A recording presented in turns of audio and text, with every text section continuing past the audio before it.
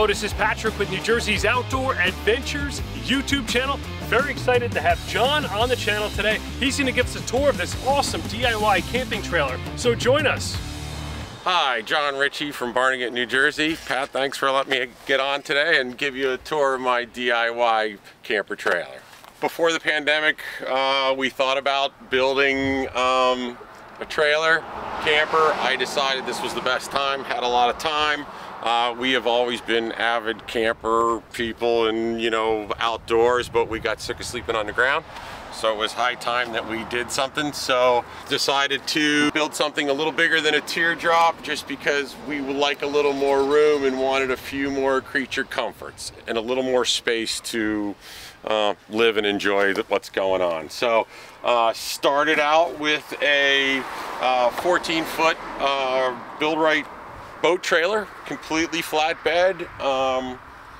Didn't spend a lot of money, I think about $500 on it. The axles were in good shape, but otherwise just needed a paint job and remove all the old boat wheels and all that stuff and clean it up. I like the boat trailer because it's a long wheelbase, so it makes tracking really great. The body itself, the sleeping quarters, is about 6'6" wide and 12 feet long. Went with a 2-inch ball hitch, double tires just to make it easy to move around the driveway and everything. Of course, a spare, critical. This is just a get to the emergency radial tire. It's not, you know, a high-speed tire. Built them out for the propane tank. Old jerry can, of course. And I use this as my sink drain collector. So at the end I can, you know, basically just dump this as gray water. Old PVC pipe works great. Got my water to wash the dogs and the propane connectors in there as well. So I have all my propane lines there. And I know that I can, you know, disconnect it at any time when I'm sleeping. I totally disconnect it. It was really critical that I have a RV kick-out window in the front, basically because if there was something, God forbid, a fire in the back, there's no way out. So very important that I had that in there so I can get out. And it opens up all the way. This material is poor man's fiberglass. Works brilliantly, applied properly with the right glue. I've done tests. It's indestructible, and you can refinish it. This is aircraft aluminum skin, and of course just aluminum edging.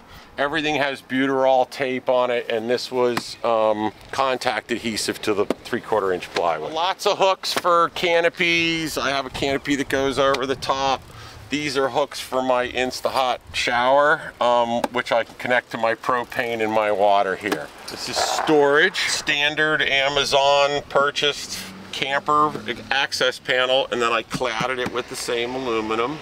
The roof is standard RV rubber roofing, which wraps right around the edge, and then I cladded it with the aluminum so I can eventually put roof racks or attach anything to this, and then I tape the top to double seal it. I put old school covers on the windows just to give it a little style and some drip edges. These two windows are extra from an International Scout that I had, and wanted to incorporate them into the build. They of course all open just like the Scout. Give me a little side vent, which works great, and they're lockable. Teak trim around this.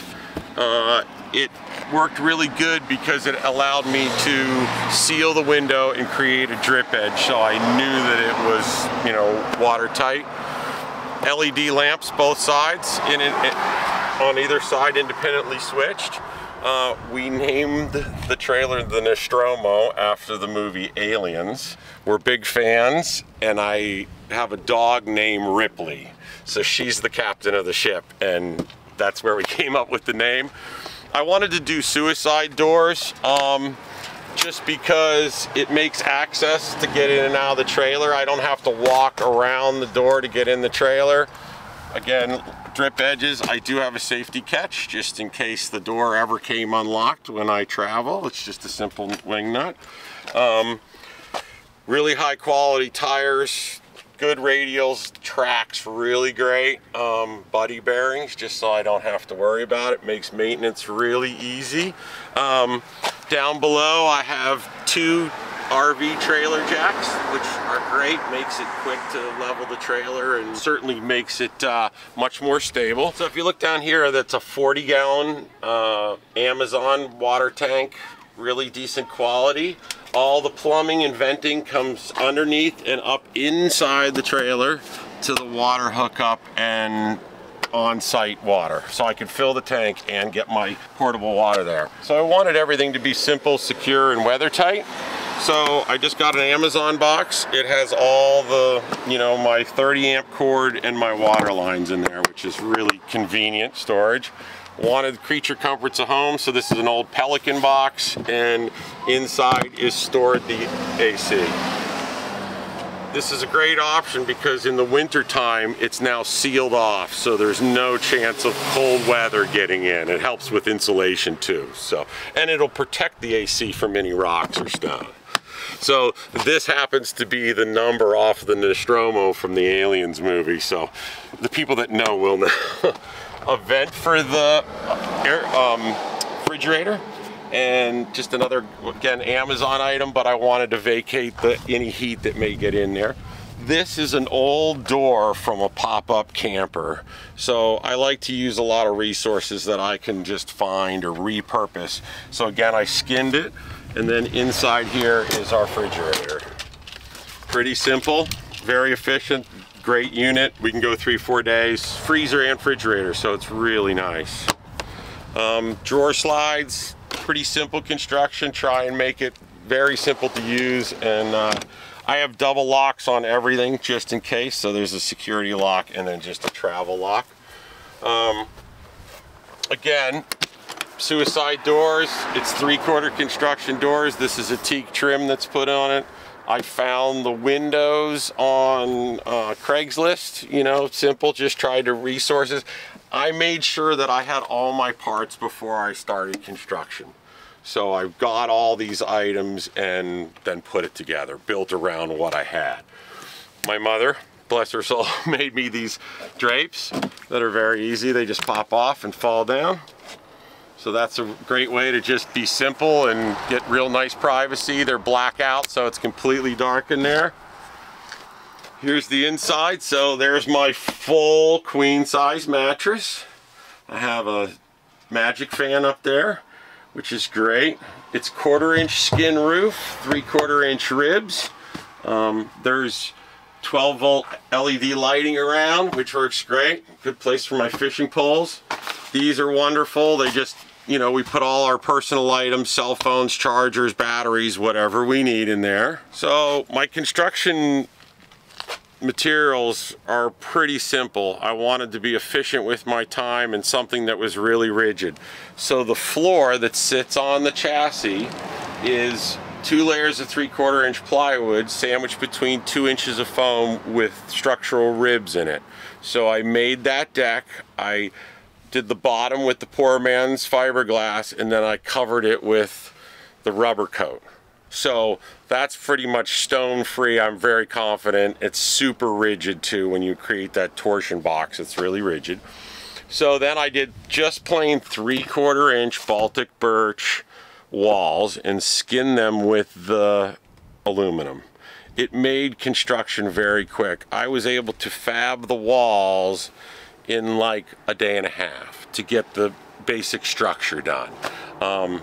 I took the corners off and did 45s in the corner because it gives it a lot of structural rigidity. So underneath the counter, I'm using an Ego as my power source. It's very convenient. It has, 110 as well as 12 volts in it. I can stack as many batteries as I need on it and have a solar panel to charge it. So for a DIY situation, it makes it very quick. I can plug my inverter into this and get all my 12 volts. It's very simple. I can plug the AC directly into it, the fridge, whatever. I have it wired so I can tie it into my 120 and have everything I need direct connected. I keep my Insta-Hot shower in here, which is a great unit, works very good. This of course is 30 amp. I've got my 12 volt on one side and all my 120. Everything's fused. The trailer is grounded to make sure we were safe in any kind of storm. Again, I have all my switches for the outside lights, the interior lights. Of course, there's the cigarette lighter and the charger for the cell phones. This, here, I'll just climb up in here. This allows me to get access to the refrigerator from inside the camper, which was really important for us because, you know, we don't want to have to go outside. We don't want to have to go outside if the weather's foul to get in the refrigerator. So that's why I really wanted to have, it was really important to me in the morning to make coffee to be inside the camper. So then we laminated this top with bar top epoxy with some maps of Barnegat, New Jersey, and of course all the state and national parks in the United States. This is a little pop-up outlets. I do have LED lighting in here, but we also love these because we can just park them anywhere we want. They're quickly recharged. AC, of course. We wanted to have a nice place to store our clothes, so there's drawers there, both sides. And then out here is a small storage area for the compressor for the bed, as well as just, you know, the crucial vacuum cleaner to keep everything nice. Again, it's pretty roomy. We sleep with our heads down there. It's very comfortable with the windows open and the fan blowing. Vinyl floor, of course, indestructible. I wanted to keep it as lightweight as I could because I want to be able to tow it with a lot of optional vehicles. So that's why I chose the simple construction. I'm not too worried about, you know, being comfortable in the summer, of course, because I have the AC, and in the winter I'll put on more layers, and I can put a small ceramic heater in here, which will do the space no problem. So for me, it was just better to keep it as simple and most efficient as we could. So a few more things on this door.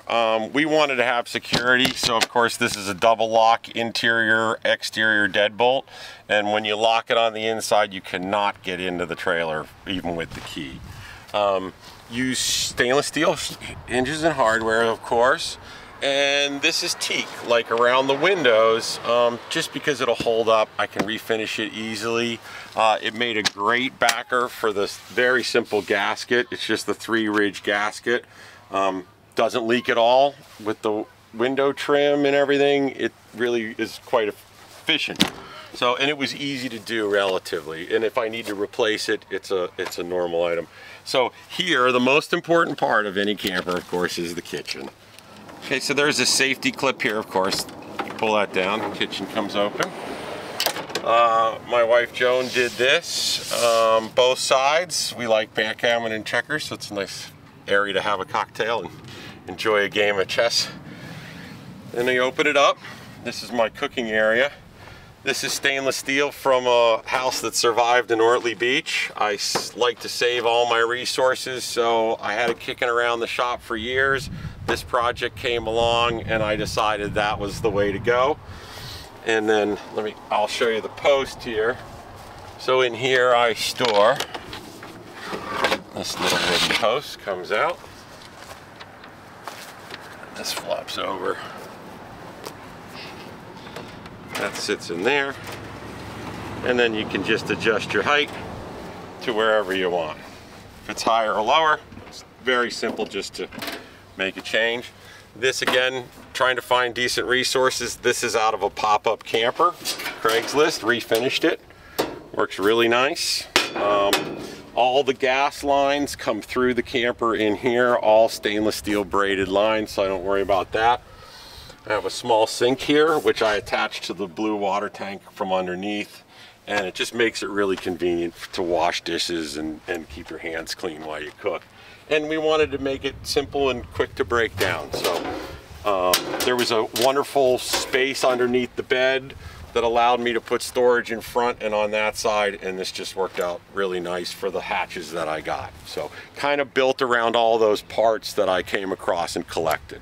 John, thank you very much for taking the time today to give us a tour of your beautiful creation. Thanks, Patrick. It was a pleasure being here. The only way I found out about this was that my little brother was at a car show. Right. And you were there with your Scout 2 and this awesome trailer, and he said, oh my God, Patrick's gonna love this. Yeah. And sent me a picture, and then we connected and you brought it out. This is beautiful. Thank you. It's art and functional at the same time. We, you know, half the journey is building it, and now we get to enjoy it and continue to modify it. You know, who knows what we're going to do? Pop the top or make a change, and it's kind of like an ongoing process all the time to continue to improve it and just get out and enjoy it. You got to get off the couch and go. You got to get out.